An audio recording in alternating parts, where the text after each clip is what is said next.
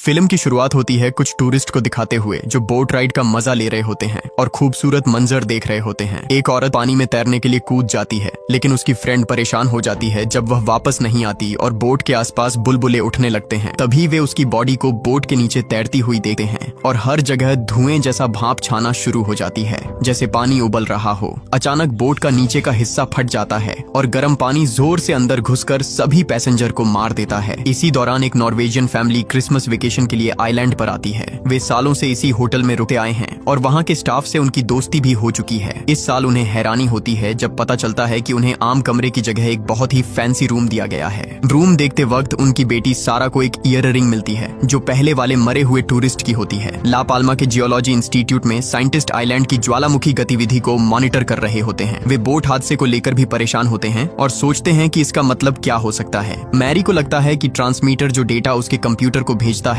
वह काम नहीं कर रहा, इसलिए वह और हेवकर चेक करने के लिए पहाड़ की तरफ जाते हैं। वहां पहुंचकर वे कार छोड़कर पैदल उस गुफा के एंट्रेंस तक जाते हैं जहां ट्रांसमीटर लगाया गया होता है। वह ठीक लगता है, लेकिन गुफा के अंदर भी कुछ उपकरण पड़े होते हैं, तो वे अंदर जाकर और जांच करते हैं। मैरी चौंक जाती है जब वह देखती है कि गुफा में पानी बह रहा है जो पहले कभी नहीं था। सैंपल लेने के बाद वे आगे बढ़ते हैं और जमीन पर दर्जनों मरे हुए चमगादड़ देखते हैं। हेवकर एक गैजेट से हवा की चेकिंग करता है और पता चलता है कि यहाँ कार्बन डाइऑक्साइड और सल्फ्यूरिक गैस की बहुत ज्यादा मात्रा है। गुफा में आगे बढ़ने पर उन्हें ट्रांसमीटर का दूसरा हिस्सा मिलता है जो पूरी तरह डैमेज्ड होता है। असल में गुफा की छत में एक बड़ी दरार पड़ चुकी है और चट्टान के टुकड़ों ने उपकरण को कुचल दिया है। दोनों इंस्टीट्यूट वापस जाकर अपने बॉस एल्वारो को सब बताते हैं। एल्वारो उन्हें डांट देता है क्योंकि वे समझ रहे हैं कि यह आने वाली विस्फोटक ज्वालामुखी गतिविधि की निशानी हो सकती है। पब्लिक को बताने से पहले वह पक्का सबूत चाहता है। वे आगे चलकर हेवकर मैरी को बताता है कि एल्वारो इतना सावधान इसलिए है क्योंकि 3 साल पहले उसने जल्दबाजी में इरप्शन का ऐलान कर दिया था। शहर में दहशत फैल गई थी, लोग भागने लगे थे और अंत में हुआ कुछ नहीं।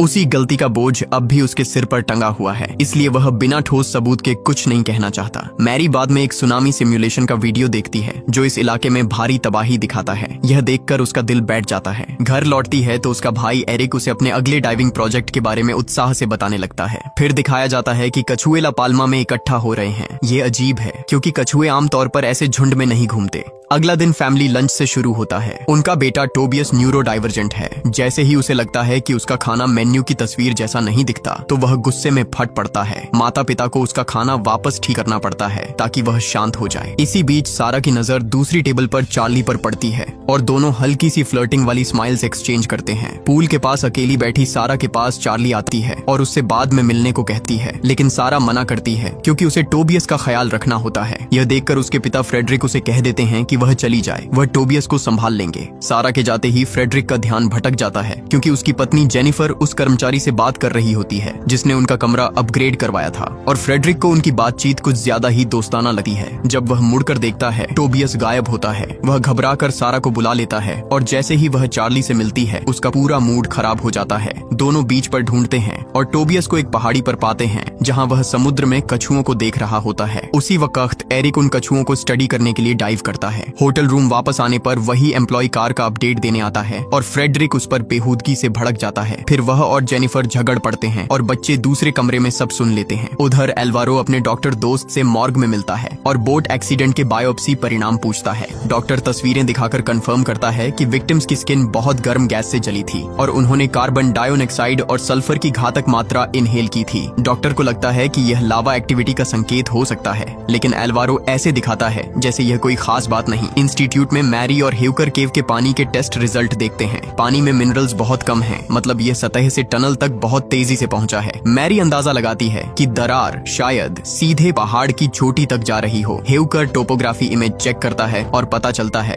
कि यह दरार बिल्कुल उसी जगह है जहां 1949 की इरप्शन वाली क्रैक थी। दोनों पहाड़ वापस जाने का फैसला करते हैं। कुछ दूर चलने के बाद वे सदमे में देखते हैं कि क्रैक सच में पहाड़ की चोटी तक पहुंच चुकी है। वे अपने स्पेशल उपकरण से माप लेना शुरू कर देते हैं। होटल में फ्रेडरिक बालकनी पर हल्की सी हलचल महसूस करता है। इंस्टीट्यूट में एल्वारो और उसकी टीम को मॉनिटर पर एक अलर्ट मिलता है। पहाड़ी पर गैस उत्सर्जन और संभावित भूकंप की चेतावनी। सिविल गार्ड को तुरंत खबर देने का आदेश दिया जाता है। उसी समय एल्वारो को मैरी का कॉल आता है जिसमें वह अपनी नई खोज के बारे में बताती है। उसी दौरान जमीन के आसपास से हर तरफ गैस निकलने लगती है तो मैरी और हेवकर भागना शुरू कर देते हैं। लौटते वक्त उन्हें कैंपर्स का एक ग्रुप मिलता है तो मैरी उन्हें भी तुरंत भागने को कहती है। वह उन्हें सिखाती है कि रूमाल पर पानी डालकर मुंह पर रख लो ताकि गैस कम असर करे। गैस इतनी गाढ़ी हो जाती है कि कुछ दिखता नहीं और मैरी ग्रुप से अलग पड़ जाती है। अचानक वह फिसलकर नीचे लुढ़क जाती है और बेहोश हो जाती है। कुछ पल बाद वह सपने में तैरती दिखती है जैसे वह डूब रही हो। होश में आते ही वह खुद को अस्पताल में पाती है। एल्वारो बताता है कि हेवकर ने बहुत ज्यादा गैस इनहेल की थी, इसलिए उसे इंड्यूस्ड कोमा में रखा गया है और कैंपर्स भी नहीं बच पाए। दोनों में बहस शुरू हो जाती है क्योंकि एल्वारो अभी भी आधिकारिक चेतावनी जारी करने को तैयार नहीं। उसका तर्क है कि अगर फिर गलती हो गई तो लोग कभी उन पर भरोसा नहीं करेंगे। मैरी अपनी पुरानी त्रासदी बताती है कि कैसे वह एक सुनामी में फंस गई थी और उसने अपने माता पिता को खो दिया था। जबकि समय पर चेतावनी मिलती तो सब बच जाते। वह एरिक को कॉल कर तुरंत कहती है कि अभी के अभी समुद्र से बाहर आ जाओ। होटल में सारा चार्ली के पास जाती है और दोनों बात कर लेते हैं। सारा का मूड खराब हो जाता है जब वह चार्ली को एक लड़के के साथ देखती है और सोचती है कि शायद वह उसका बॉयफ्रेंड है। फ्रेडरिक और जेनिफर पहाड़ों में राइड पर जाने का सोच रहे होते हैं, लेकिन एक आदमी उन्हें बताता है कि वह इलाका बंद है और वहाँ लोग मारे गए हैं। वह लापरवाही से टोबियस वाले हादसे का भी जिक्र कर देता है जिसके बारे में जेनिफर को पता ही नहीं था। कमरे में वापस जाते ही दोनों का फिर झगड़ा होता है और बच्चे सब सुन लेते हैं। फ्रेडरिक जेनिफर से कहता है कि वह फैमिली में उतना शामिल नहीं होती और यह भी कि वह सारा को ज्यादा समझता है जबकि वह उसकी सौतेली बेटी है। ये सुनकर जेनिफर आहत हो जाती है, बाथरूम में जाकर खुद को बंद कर लेती है और रोती हुई सारा चुपके से कमरे से निकल जाती है। लड़की शहर तक पहुंचकर अपने अंकल जेम्स को कॉल करती है जो नॉर्वे के विदेशी मामलों के मंत्रालय में काम करता है। जब वह उससे घर जाने के लिए प्लेन टिकट के पैसे मांगती है तो जेम्स उसे समझाने की कोशिश करता है कि यह गलत फैसला है। सारा नाराज होकर कॉल काट देती है। जेम्स जेनिफर को कॉल करता है लेकिन उसका फोन साइलेंट होता है क्योंकि वह मेडिटेशन कर रही होती है। सारा किसी तरह फ्लाइट पकड़कर मैड्रिड के लिए निकल जाती है और रास्ते में चार्ली का मैसेज देकर हैरान हो जाती है। उधर मैरी और एल्वारो मेयर को अपनी फाइंडिंग्स दिखाते हैं। मेयर को डर होता है कि कहीं फिर गलत अलार्म न साबित हो जाए, लेकिन मैरी और एल्वारो हार नहीं मानते और उसे सरकार के साथ मीटिंग अरेंज करने के लिए राजी कर लेते हैं। मैरी बाद में एरिक को सुनामी की याद दिलाते हुए अपने देश वापस जाने के लिए मनाने की कोशिश करती है। एरिक सोचता है कि वह बस उसे अपने से दूर भेजना चाहती है, इसलिए वह नाराज होकर वहां से चला जाता है। इंस्टीट्यूट में साइंटिस्ट देखते हैं कि आइलैंड पर ट्रेमर्स बढ़ रहे हैं, जिसे एल्वारो समझता है कि राख सतह की तरफ आ रही है। ज्वालामुखी के फटने के 3 स्टेज होते हैं, पहले गैस, फिर राख और अंत में लावा। पहाड़ से आने वाला डेटा दिखा रहा होता है कि क्रैक अभी भी बढ़ रही है। कुछ ही मिनटों में डेटा और बिगड़ जाता है तो एल्वारो टीम को कहता है कि सभी एयरपोर्ट्स को चेतावनी भेज दें। अचानक एक भारी ऐश इरप्शन होता है, इतना बड़ा कि होटल में खड़े सभी लोग उसे दूर से साफ देख लेते हैं। होटल के कर्मचारी टूरिस्ट्स को झूठी तसल्ली देते हैं कि यह सिर्फ राख है। बदकिस्मती से सारा का प्लेन चेतावनी बहुत देर से पकड़ता है और सीधा राख के बादल के अंदर चला जाता है, जिसमें उसके इंजन आग पकड़ लेते हैं। होटल में जेनिफर और फ्रेडरिक को जेम्स का कॉल आता है जो उन्हें सारा की फ्लाइट के बारे में बताता है। उन्हें लगता है कि फ्लाइट्स कैंसिल हो चुकी होंगी, लेकिन तभी वे अपनी आंखों से देखते हैं कि सारा का प्लेन गिरकर क्रैश हो गया है। थोड़े ही समय में ये खबर हर जगह फैल जाती है और दोनों अस्पताल भागते हैं जहां बचे हुए लोगों को लाया जा रहा होता है। वे सारा को कहीं नहीं पाते और जेनिफर नर्सों पर चिल्लाने लगती है तो फ्रेडरिक उसे खींचकर वहां से बाहर ले जाता है। उधर मेयर सरकार के साथ मीटिंग अरेंज कर देती है। सरकारी अधिकारी ऐश इरप्शन को असली फटना मानने में झिझकते हैं, लेकिन लंबी बहस के बाद तैयार हो जाते हैं कि तैयारी शुरू की जाए। मैरी बाद में अपनी टीम से कहता हुआ एल्वारो को सुनती है कि सब लोग अपनी फैमिलियों के साथ निकल जाएं और वह खुद मॉनिटरिंग संभालेगा। मैरी उसे गले लगाकर भावुक अंदाज में अलविदा कहती है। घर पहुंचने पर उसे पता चलता है कि एरिक गायब है और उसके कॉल भी नहीं उठा रहा। कुछ देर बाद एक अफसर जेनिफर और फ्रेडरिक को पैसेंजर्स की लिस्ट देता है और बताता है कि सारा मिसिंग है, उन सभी लोगों के साथ जो प्लेन के फ्रंट में बैठे थे, क्योंकि वह हिस्सा ब्लास्ट में उड़ गया था। कपल को होटल वापस भेज दिया जाता है जब तक कोई अपडेट न आए। कमरे में पहुंचकर वे दोनों हैरान रह जाते हैं जब देखते हैं कि सारा पहले से वहीं बैठी उनका इंतजार कर रही होती है। फैमिली के साथ थोड़ा समय बिताने के बाद सारा पूल की तरफ जाती है और चार्ली को ढूंढकर बताती है कि उसके टेक्स्ट्स की वजह से ही वह प्लेन से उतर गई थी। रात के बीच में मैरी को एरिक का कॉल आता है और वह उसे लेने बार की तरफ जाती है। वहां पहुंचकर वह देखती है कि पुलिस किसी को गिरफ्तार कर रही है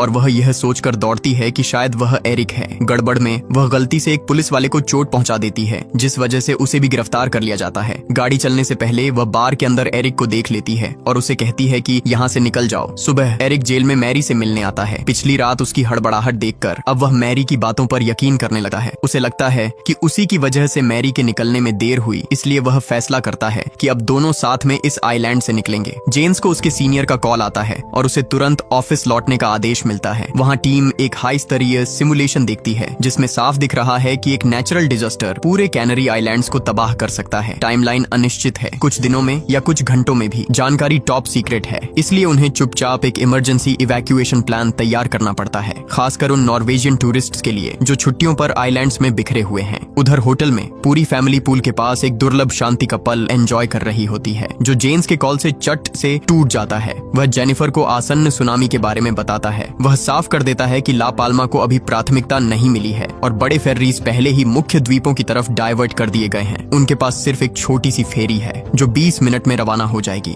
मतलब फैमिली के पास बहस करने का भी समय नहीं है। वे लोग सिर्फ जरूरी सामान उठाते हैं और बाहर निकलते हैं। सारा चार्ली को चेतावनी देने की कोशिश करती है, लेकिन वह कमरे में नहीं मिलती। टाइमर खत्म। बाहर आते ही पता चलता है कि टैक्सी मिलना नामुमकिन है, तो फ्रेडरिक एक वैन सीधा उठा लेता है। वह भीड़ और ट्रैफिक को चीरता हुआ भाग रहा है, लेकिन किस्मत फिर भी उसकी तरफ नहीं होती। वैन के असली मालिक पीछे पड़ जाते हैं और उसे पकड़कर पीटना शुरू कर देते हैं। बाकी फैमिली दिमाग चलाती है और भागकर फेरी तक पहुंचती है। वे सेलर को रोकने की कोशिश करते हैं ताकि फ्रेडरिक भी आ सके। फ्रेडरिक पैसे फेंककर हमलावरों से अपनी जान छुड़ाता है और जान तोड़कर फेरी की ओर दौड़ता है, लेकिन यहाँ हकीकत उसे थप्पड़ मारती है। फेरी निकल चुकी होती है। कोई बैकअप नहीं, कोई दूसरा चांस नहीं। सारा चार्ली को कॉल करके आइलैंड छोड़ने को कहती है, लेकिन सिग्नल टूट जाता है। इंस्टीट्यूट में अल्वारो को ट्रांसमीटर्स का सिग्नल चला जाता है और वो फौरन गवर्नमेंट को बताता है कि सुनामी कुछ घंटों में आ रही है। जल्दी ही इवैक्यूएशन सायरन्स पूरे आइलैंड में बजने लगती हैं और लोग घबराकर भागते हैं। हॉस्पिटल के स्टाफ को प्लेन क्रैश सर्वाइवर्स को मूव करते वक्त बहुत संभालना पड़ता है। हेवकर कोमा से उठाया जाता है और जो हो रहा है वो देकर हिल जाता है। सब लोग लास्ट बोट्स में जगह लेने की कोशिश कर रहे होते हैं। फ्रेडरिक को एक होटल एम्प्लॉय की मदद से एक बोट में चढ़ने का मौका मिल जाता है। इसी वक्त वोल्केनो फाइनली एरप्ट होता है और बहुत ज्यादा लावा बाहर निकलता है। पुलिस स्टेशन पर एरिक एक कॉपर चिल्ला रहा होता है क्योंकि वो उसकी बहन को नहीं छोड़ रहा होता, लेकिन ऑफिसर कहता है कि ऑर्डर्स का वेट करना पड़ेगा। लास्ट बोट निकलने से पहले फ्रेडरिक देखता है कि एक माँ अपने बेबी के साथ डेस्परेट खड़ी है, तो वो अपनी जगह उन्हें दे देता है। अब वो भी आइलैंड पर फंस जाता है। इंस्टीट्यूट में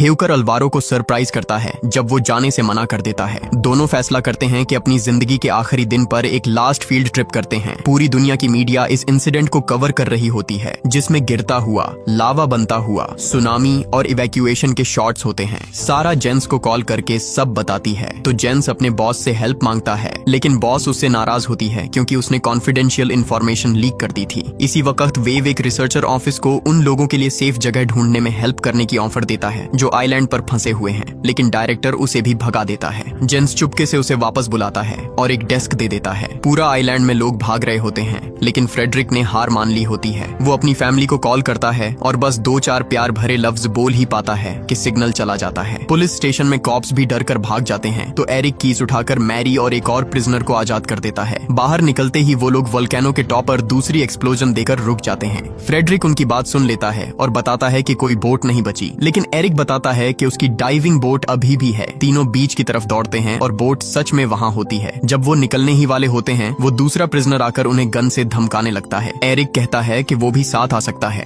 लेकिन वो आदमी शेयर नहीं करना चाहता। एरिक उस पर जंप करके गन छीनने की कोशिश करता है। जद्दोजहद में गलती से गोली चल जाती है और एरिक को लग जाती है। मैरी दौड़कर उसके पास आती है और एरिक अपनी बहन की बाहों में मर जाता है। फ्रेडरिक क्रिमिनल पर चढ़ाई करता है, लेकिन वो उसे धक्का देकर पानी में डुबोने की कोशिश करता है। इससे फ्रेडरिक एक पत्थर पकड़ पाता है और उस आदमी को मारकर गिरा देता है। फिर वो उसे पानी में दबाकर उसकी सांसें रोक देता है। अब वो और मैरी बोट लेकर निकल सकते हैं, और जब दूसरे लोग बोट पर चढ़ना चाहते हैं, फ्रेडरिक उन्हें लात मारकर गिरा देता है या गन से डराकर दूर रखता है। जेम्स को वेव एक्सपर्ट बता देता है कि सुनामी से बचने के लिए सिर्फ टेनेरिफे में ला पाल्मा के पास जो एक बे है, वह एक तरह का सेफ स्पॉट है। वहाँ भी सर्वाइवल के चांसेस सिर्फ 50% ही हैं। जेम्स अपनी बॉस को ये बताता है, लेकिन वो कहती है कि इस पर स्पेशल अनाउंसमेंट नहीं की जा सकती। माउंटेन के टॉपर हॉइकर और अल्वारो स्पेशल सूट्स पहनकर वोल्केनो के पास जाते हैं, लावा को क्रैक से बहते देखते हैं और साथ में थोड़ी वाइन शेयर करते हैं। एयरपोर्ट पर जेनिफर और बच्चे सारे पासवर्ड्स दिखा देते हैं, जिसमें फ्रेडरिक का पासवर्ड भी होता है, तो उन्हें प्लेन पर चढ़ने के लिए 4 रिस्टबैंड्स मिल जाते हैं। बोर्ड करने से पहले सारा बाहर चार्ली को देख लेती है और उसके पास लौट जाती है। चार्ली के पास रिस्टबैंड नहीं होता, इसलिए सारा उसे फ्रेडरिक वाला दे देती है। इसी दौरान फ्रेडरिक और मैरी टेनेरिफे आइलैंड पहुंच जाते हैं। थोड़ी देर बाद माउंटेन और वोल्केनो टूटना शुरू कर देते हैं,